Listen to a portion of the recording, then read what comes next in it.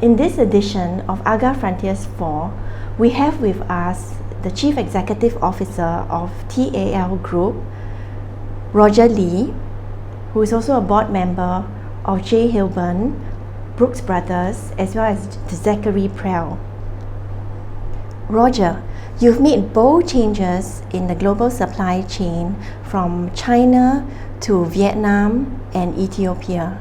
Could you share with us some of your success stories and learnings? Sure. To give you the context of our group first, our company is 71 years old this year. We have 26,000 people worldwide, mainly in Asia. We have manufacturing facilities in China, Thailand, Malaysia, Vietnam, and now Ethiopia. So when we looked at this probably about 5 years ago, we want to look at our global manufacturing footprint, where we are today, where we want to be in the future. And the reason is to build up a new factory, it takes about 5 years minimum to get to the level of standard and efficiency that we need to be at. So it's a long-term plan. And when we enter a country, we don't enter like most people, which is there for a few years.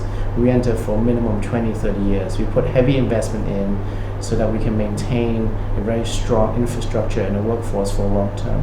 So when we did the study in terms of where we should be in the future, we looked at many criteria. They included the long-term wage expectation, whether we can get key, strong middle management. Our philosophy is that it doesn't really matter where the factory is, it's more important where we can find the strongest middle management team for long-term success at a factory. We looked at infrastructure, transportation, time to our customers, which are mainly in the US and some in Europe, duty-free benefits, and many other factors. So we have a dedicated team that just analyzes different countries' economic factors for us to decide what to do.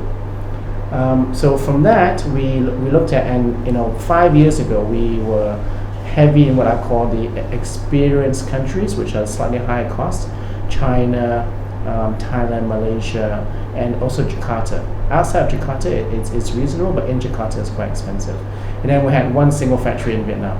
So I felt that we were not balanced, and that there's a lot of factories in the more experienced, higher cost countries, and I wanted more of a balance. So we decided at that time that we would, over the years, close down one factory in China. We had two, and also a Jakarta factory. Obviously, we didn't announce that on day one. We had a long-term plan to execute. First, what we did was we built a second factory in Vietnam, which is, when it's full, it's going to have 8,000 people over 2 shifts. That's our biggest factory in the group now. And then we looked at Africa for 2 years, because Africa has duty-free advantages. Out of the countries we're in, none of them have duty-free advantages to the US. And we knew Africa that had the AGOA agreement, and now has about roughly 10 more years to go before it will be up for renewal. And after looking at many countries in Africa, we settled in Ethiopia based on different things, but one of the most important things was that we felt Ethiopia's government had a very strong long-term economic plan for the country and had really been executing that plan for quite a few years and had really strong macro infrastructure in place and a strong workforce. So it was for us that our end goal was to have strong China, Malaysia, Thailand, middle tier of Vietnam, and then long-term Africa, right now in Ethiopia, kind of a balance of footprint across the group. And how did you manage to motivate the staff with the changes that you implemented? It wasn't too difficult. I think the most important part when you do transition is to be clear on the goal and communicate that very clearly. Now, one thing I would say is I've learned when you communicate it one time, it's not enough. Yeah. Okay, people only get a few data points. For people to really understand everything, you need to explain a few times over and over again so that they can capture really all the data points that are necessary for them to understand why we make a decision. So for us, it's communicating. It's clearly communicating. Now, when I say communicating, I mean communicating to the whole group.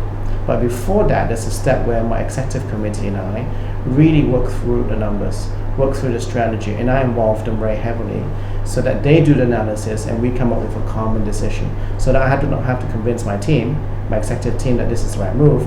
They automatically come up with that conclusion as we go through analysis together. They are bought into the whole process. Including Ethiopia. Ethiopia for us is a bold move. We are much more conservative typically. We're not first movers, but in Ethiopia we are considered a first mover.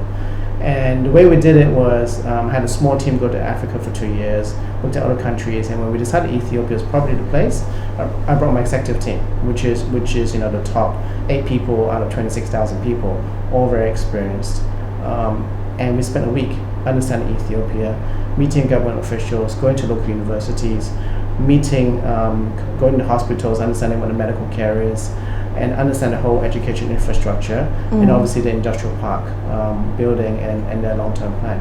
So we really understood that, and through that 1 week, just purely 1 week being together, and we spent a long time on the road, going from different cities, looking at different other industries. They have a big agriculture industry, especially in flower growing.